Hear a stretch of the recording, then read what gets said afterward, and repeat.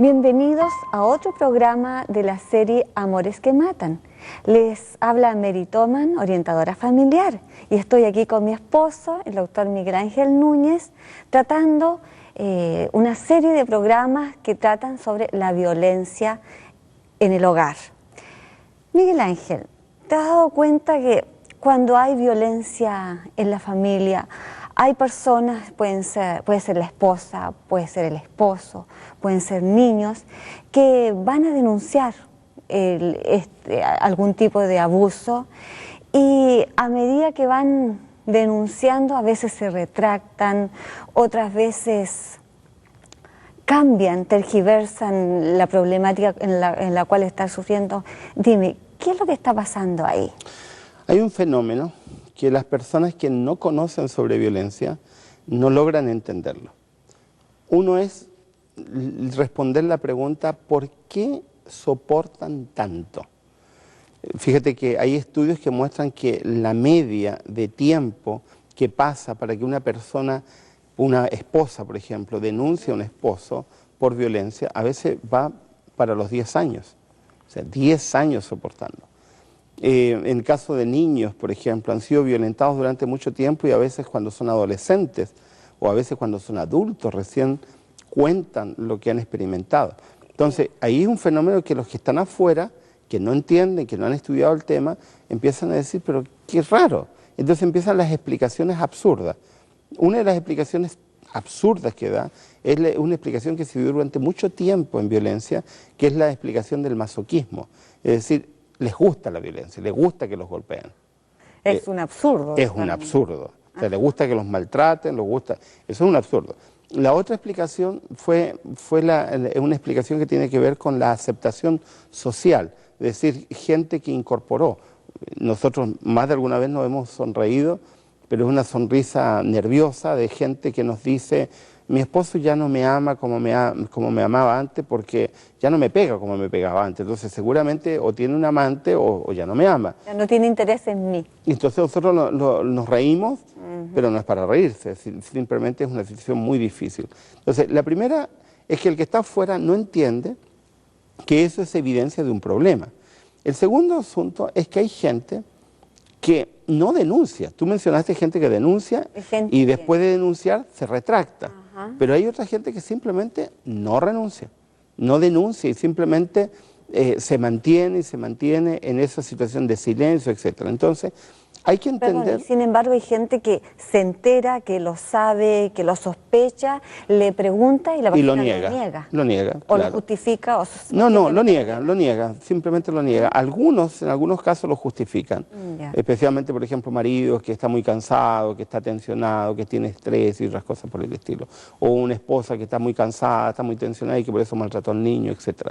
Pero se ha elaborado una de las tantas respuestas, pero hay una respuesta que a mí me ha permitido más o menos tratar el tema con gente y enfrentarlo de una manera un poco más coherente, que es el llamado síndrome de Estocolmo doméstico. Y esto, muchas veces he escuchado ese término. Claro. A ver. Generalmente se habla de síndrome de Estocolmo, así a secas, pero más o menos del año 2000 se viene hablando del síndrome de Estocolmo doméstico, es decir, que se ha encontrado que hay ciertas características similares al síndrome de Estocolmo, pero que se dan al interior de una relación de consanguineidad, en el caso de familiares directos, o de amistad, en el caso de grupos que se han formado familiares, pero no por relaciones consanguíneas. Entonces hay que explicar de qué se trata. El síndrome de Estocolmo, más o menos, proviene de una historia de la década del 70, pero recién en la década del 80 un psiquiatra norteamericano elaboró el concepto síndrome de Estocolmo y le dieron el nombre síndrome de Estocolmo por un incidente que ocurrió en Suecia, en Estocolmo. Un grupo de ladrones ingresó a un banco.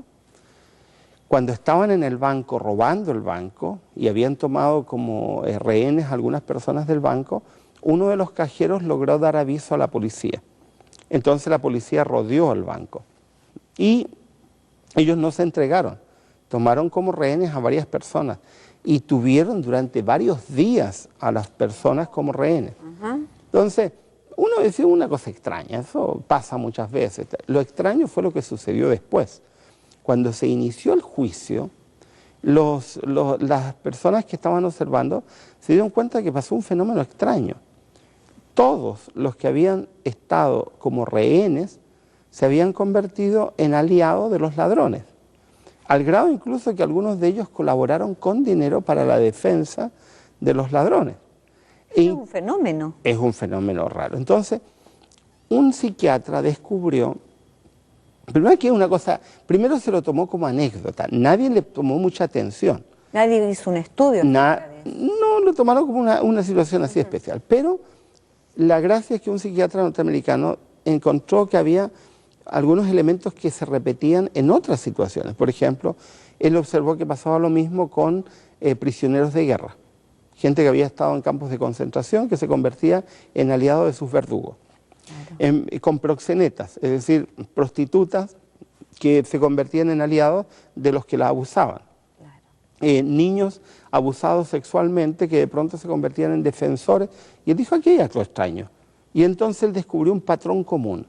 Entonces, como el primer lugar que se dio ese fenómeno fue en Estocolmo, entonces se lo llamó síndrome de Estocolmo.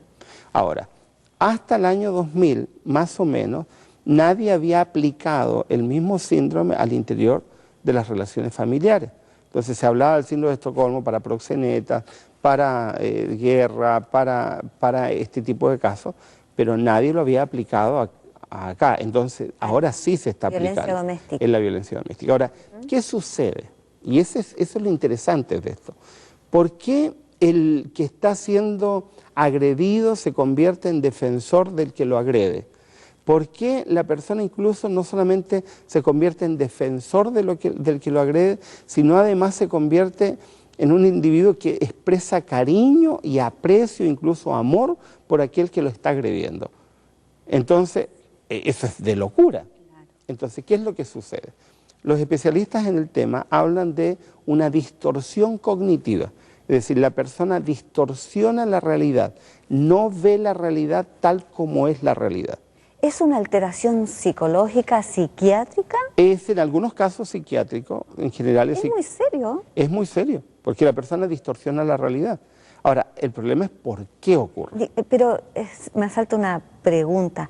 ¿A algún tipo de personalidad les pasa esto sí. o es algo muy No es generalizado. No es generalizado. Algún tipo de personalidad, gente que tienen ciertas predisposiciones, etc. Pero aquí hay un factor. Fíjate por qué se produce esa distorsión. Sí, en primer lugar, las personas están sometidas bajo amenaza. La amenaza, claro, la amenaza les provoca miedo. La amenaza es tan contundente como para que las personas crean y entiendan que el que los está amenazando va a realizar lo que dice que va a realizar. Es decir, te voy a matar, y la persona llega a creerlo, te voy a agredir, o voy a hacer... Y la persona llega a convencerse de que eso es así. Entonces, ¿qué sucede en su mente? Una distorsión. La gente empieza a pensar que si se convierte en aliado, si se convierte en pacífico... Es un mecanismo de defensa. De defensa. Pero la persona no lo está racionalizando, simplemente llega un momento donde la persona entiende, nadie me va a ayudar. Entonces, como nadie me va a ayudar, yo tengo que buscar alguna forma de salir de esto. Entonces, ¿cómo lo hacen? Llegan a convencerse que si son aliados del agresor, el agresor ya no me va a agredir, lo cual es falso. Pero la persona no lo entiende, no lo sabe y no está consciente de esa situación. Pero Miguel Ángel, lo que me llama la atención es que este agresor en un momento determinado está ya libre de ese opresor. ¿Por qué sigue defendiéndolo? Porque ha llegado a tal grado de distorsión cognitiva que llega a convencerse que aunque la persona ya no está al lado, tiene el poder. No te olvides que aquí en violencia, ya lo dijimos en el programa anterior, el componente esencial es el poder, tiene el poder para seguir dominándome o controlándome. Ahora, ya que estamos hablando de esto y transmitiéndole a nuestros amigos que nos están viendo, significa que al estar informado de este síndrome podemos estar más alerta. ¿Me estará ocurriendo a mí algo? ¿Tengo algún grado de este síndrome? Es importante analizarlo, ¿verdad? Bueno, hay dos elementos acá. Uno, estar alerta por si a mí me está ocurriendo y estar alerta si a otra persona le está ocurriendo. Porque uno de los elementos del síndrome de Estocolmo que es muy difícil de tratar es el elemento de la negación. Es decir, la persona está siendo agredida, está siendo maltratada y lo niega. Entonces, ese es un componente. El otro componente de la agresión o del síndrome doméstico es que la persona no tiene conciencia de la situación grave en la cual está y no tiene conciencia de que el maltratador ha logrado un grado de maltrato tal que lo convierte, le da vuelta a su mente y hace que la persona empiece a incorporar la violencia como parte de su vida y llegue incluso a tener afecto. De hecho, en Estocolmo, una de las cosas que sorprendía es que una de las mujeres del banco se enamora de uno de sus agresores. Esto parece como una película, ¿no? Parece como una película. Ahora, fíjate, los que son ignorantes del tema y que miran desde afuera, maltratan al agredido diciéndole, tú estás ahí porque quieres. Eso es absurdo. Claro. Nadie es agredido porque quiere. Nadie desea estar agredido, nadie busca estar agredido. Las personas que son agredidas están en una situación que no han buscado, que no han deseado. Por ejemplo, ¿cómo le puedes decir a un niño, por ejemplo, tú estás ahí porque quieres? Entonces, lo que tenemos que entender desde afuera, una cuestión empática, tenemos que entender que nosotros, que no estamos en el problema, tenemos que buscar la manera, con la ayuda de un profesional, con la ayuda de consejería, buscar la manera para que la persona se haga consciente. Claro. Entonces, nunca deberíamos actuar como a veces, a mí me da mucha pena que a veces nosotros seamos tan fríos en el asunto. De pronto vemos a una mujer, a un niño o a un varón que está siendo maltratado de alguna forma y no está reaccionando. Ah, bueno, él está ahí porque quiere, él está ahí porque le gusta. No entendiendo que ha sufrido una alteración de su conducta y que necesita tanta ayuda como otra persona que sí reconoce. Y el problema es que si nosotros no entendemos que el asunto es grave y que esa gravedad podría llevar a una situación mucho más dañina, cuando nosotros no entendemos, terminamos también convirtiéndonos en aliados del maltratador. Claro. Porque de alguna forma le damos más herramientas al maltratador y la persona sigue siendo maltratada. Por lo tanto, lo que nosotros deberíamos entender es, nadie en su sano juicio quiere ser maltratado. Si tú ves a una persona siendo maltratada, tienes que buscar la forma de hacer consciente a esa persona de la situación en que está y hacerte responsable. Por ejemplo, en el caso de un niño hay que intervenir. En el caso de un adulto hay que ayudar a que la persona tome decisiones para salir de esa situación. Tú estás tomando un punto muy delicado, Miguel Ángel. Muchas personas al no ver que a ellos creyendo que no les compete una situación de agresión en un grupo familiar, en un núcleo familiar, dicen, bueno, es la vida de ellos. Pero en el caso de la violencia intrafamiliar, todos, al estar informados, tenemos que involucrarnos. No podemos decir, a mí esto no me importa. Bueno, uno de los elementos del síndrome de Estocolmo es que las personas llegan a este síndrome porque se convencen de que nadie los va a ayudar.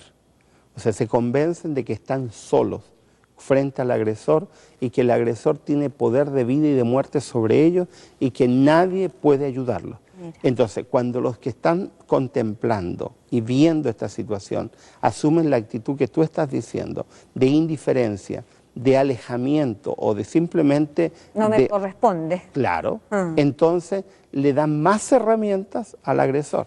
Ahora, hay un versículo de la Biblia que yo suelo citar que está en el libro de Proverbios, donde el autor de Proverbios dice, vi a él que iba hacia la muerte y no hice nada. Entonces el autor de Proverbios dice, Dios te va a demandar a ti la sangre del inocente porque viste y no hiciste nada. Entonces, tomando ese concepto, yo transmito esta idea. Nadie puede decir, yo soy inocente de una situación que estoy viendo, porque en el momento en que estoy viendo, en el momento que soy de alguna manera testigo, directo o indirecto, me entero de la situación y no hago nada, en ese preciso instante se cumple lo que dice el versículo y me convierto en cómplice. en cómplice de un delito, porque la violencia doméstica no es un exabrupto, la violencia doméstica es un delito. Yo cometo un delito al maltratar física, psicológica o sexualmente a otra persona. Es un delito. Y como delito tengo que enfrentarlo. Y si yo veo que alguien realiza un ilícito y no hago nada, yo soy responsable de lo que se ha realizado. Por lo tanto, aquí hay que hacer conciencia. Es probable que algunos de los que nos están viendo han visto alguna vez violencia.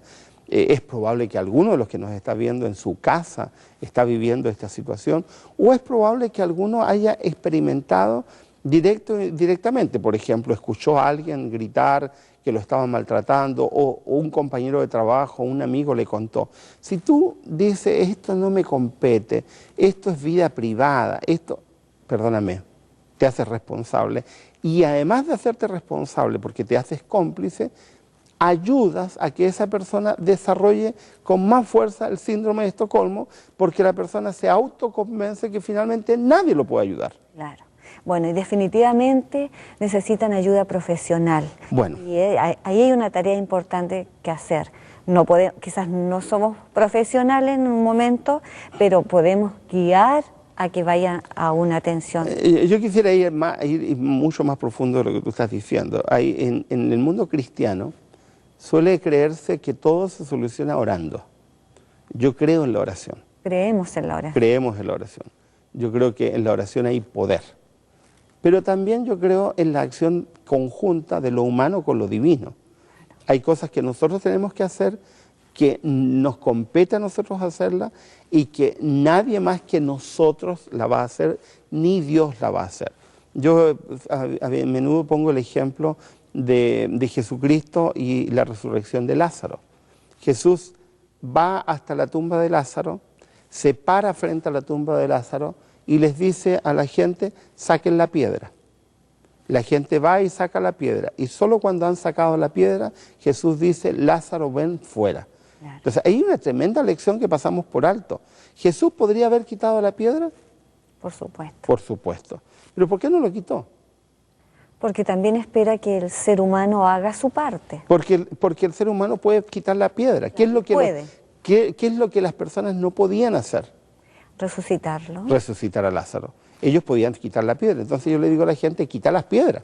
Claro. Eso te corresponde a ti, el milagro es de Dios. Entonces, en el mundo cristiano, la gente suele decir, bueno, vamos a orar a Dios para que el Señor nos quite esta... No, perdón, no es así. O hacen cadenas de oración para que tal individuo no le pegue tanto a no le pegue a su esposa. Eso no funciona. Pero no hacen nada. No hacen nada, eso no corresponde. Se suele decir mucho el dicho, a Dios orando y con el mazo dando. Es decir, ese es tu dicho preferido. Me gusta mucho ese dicho, porque es un dicho que decía mucho mi abuela, pero sí. Haz tu parte y Dios va a hacer lo que tú no puedas hacer. Dios te da sabiduría para que sepas tomar decisiones. Entonces, vuelvo a lo que tú decías recién. El síndrome de Estocolmo doméstico no se soluciona solo con oración. O sea, Dios te puede dar discernimiento, te puede dar fortaleza, te puede guiar, te puede orientar, pero es necesario también buscar la ayuda de gente que ha estudiado el tema, gente que ha vivido también la situación, porque hay gente que ha vivido la situación y ha salido de la situación. Es necesario buscar ayuda. Una de las cosas lamentables de todo este tipo de temas es que, y nosotros lo hemos experimentado muchísimas veces, es que hay gente que se queda años en este tipo de problemas simplemente porque cree que pedir ayuda es poca fe. Que pedir ayuda es como renegar de Dios. Ahora también se corre el riesgo que si pertenecemos a un grupo religioso, a una iglesia, a una denominación, estar contando que mi esposo o mi esposa está siendo abusivo conmigo, nos da vergüenza o qué van a decir los otros si somos cristianos lo que estamos padeciendo. Tenemos que sacar ese velo porque en todas partes... Bueno, la mayoría de los abusadores cuenta con eso. Claro. O sea, los abusadores cuentan con el silencio. En Latinoamérica se ha hecho muy famoso un lema que transmite la división sudamericana y que seguramente la división norteamericana también lo hace, que es rompiendo el silencio. O sea, empecemos a hablar del asunto, empecemos a romper los mitos y el mito se rompe hablando. Ahora, el síndrome de Estocolmo doméstico se da Precisamente porque hay silencio, Claro. porque no hablamos, porque no enfrentamos el asunto, porque la persona claro, porque la persona se convence, nadie me va a ayudar. Como nadie me va a ayudar, entonces tengo que enfrentar esta situación solo y no sabe cómo enfrentarlo y se empieza a producir esa distorsión cognitiva. Yo creo que hay que pedir ayuda a Dios. Es importantísimo. Dios va a ponerte bálsamo, te va a ayudar a sanar, te va a dar discernimiento, pero también es importante, es necesario que pidamos ayuda, Claro. que busquemos profesionales competentes. Ahora, no hay que tener miedo. Si nosotros tenemos un miembro de iglesia donde sospechamos que está teniendo alguna situación de esta índole, acercarnos y preguntar. ¿Te está ocurriendo algo? Claro, solamente que aquí hay que ser cautos, porque si no podemos introducirnos en un problema. Toda la literatura sobre violencia intrafamiliar habla de que no hay que confrontar al agresor. Bueno, yo estoy hablando de la víctima. Sí. Entonces hay que ayudar a los agredidos, hay que confrontar al agredido para que el agredido tome decisiones. Exacto. Para que el agredido entienda la situación en la cual está. Pero si yo voy y confronto al agresor sin haber hecho nada más que confrontar al agresor, el agredido sigue viviendo con la persona y por lo tanto va... puede desquitar. Obviamente, lo que ocurre normalmente, se produce un mayor nivel de agresividad cuando se confronta al agresor de una manera equivocada. De hecho, en varios países se está incorporando la figura de policía especializada en violencia intrafamiliar, porque en el contexto de violencia intrafamiliar se configuran algunas actitudes o algunos elementos que hacen más serio el problema y más conflictivo. Por ejemplo, el creerse dueño de los hijos o el creerse dueño de la esposa, por ejemplo, y el creer que esto es un grado de intimidad nadie debe meterse. Nadie debe meterse y otras cosas por el estilo. Ahora, nosotros hemos llegado a la convicción, después de tantos años de trabajar en esto, de que una de las razones por las cuales se da el síndrome de Estocolmo doméstico y por las cuales se mantiene el problema tan grave durante tanto tiempo, es por la complicidad pasiva de tantas personas que escuchan, ven, saben y no hacen nada. Y a mí me da una sensación de mucha pena el saber que podrían algunas personas haber salido antes del problema si simplemente hubiéramos alzado la voz y haber dicho, esto no va más, no se puede. Nosotros tenemos una amiga que... ¿Sabes tú que yo estaba justamente pensando en eso? No sabía si podía salir en el tema o que iba a abarcar en otro momento, pero cuéntanos de una amiga que tenemos que yo la admiro, porque la encuentro valiente, porque no todos somos capaces de hacer lo que ella hace. Bueno, una amiga que se llama Cristina, con Cristina hemos escrito un libro, los tres, que se llama Sobreviviente. Cristina dirige una ONG que se llama SOS, dirigida a ayudar a personas víctimas de la violencia. Y ella nos contó un día que iba caminando por la calle y escucha que en una casa están golpeando a un niño. Y ella golpea la puerta. Y como nadie le abre, ella abre la puerta y entra a la casa. Y el hombre que está golpeando al niño se ve sorprendido de pronto que hay un extraño que está ahí. Le dice, no vas a tocar más a este niño. Y ella toma al niño ante el estupor del hombre y se lleva al niño. ¡Qué valentía! Entonces, claro, y ella nos decía, y es una abuelita, es una persona anciana. No, mi amor, no es anciana. Sí, es anciana, pero no es tan anciana, pero es abuelita.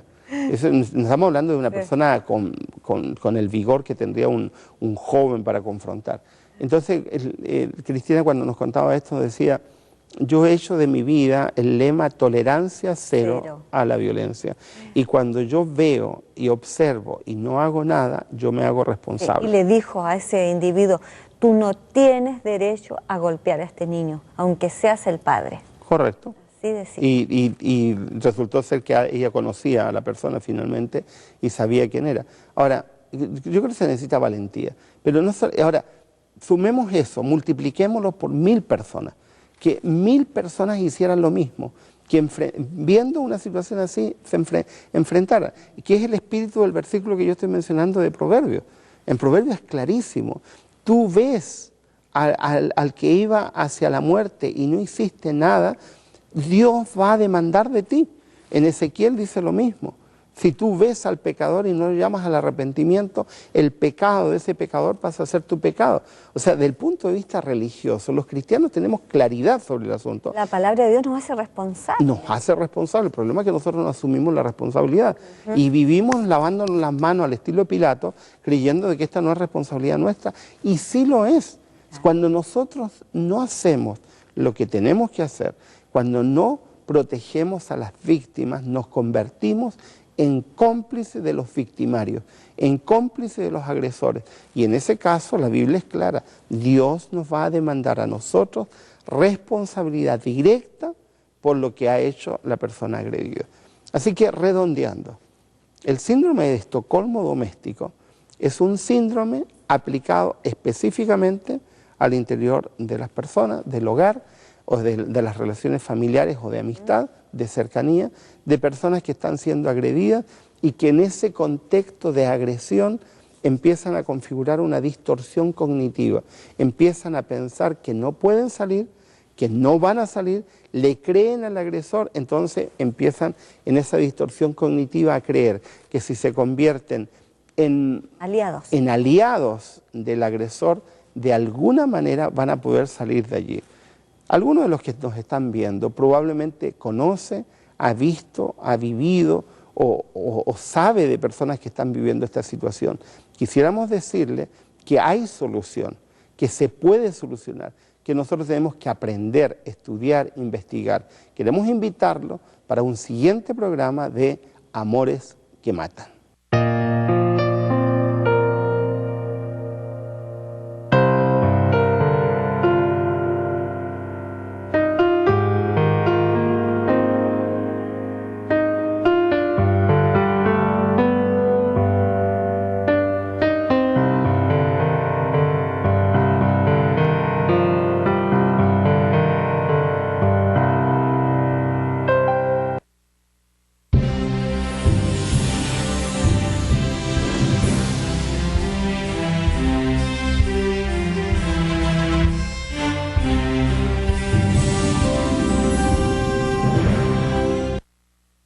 Hola amiguitos de Tres Saben en Latino, les quiero presentar el nuevo libro de colorear titulado Las Maravillas de la Creación, donde podrás estudiar y conocer más de lo que Dios ha creado. Además encontrarás divertidas actividades que estoy seguro que será de bendición espiritual para ti y toda tu familia. Pide tu copia hoy mismo por una donación de $1. También lo puedes pedir al por mayor para compartir con tus amiguitos.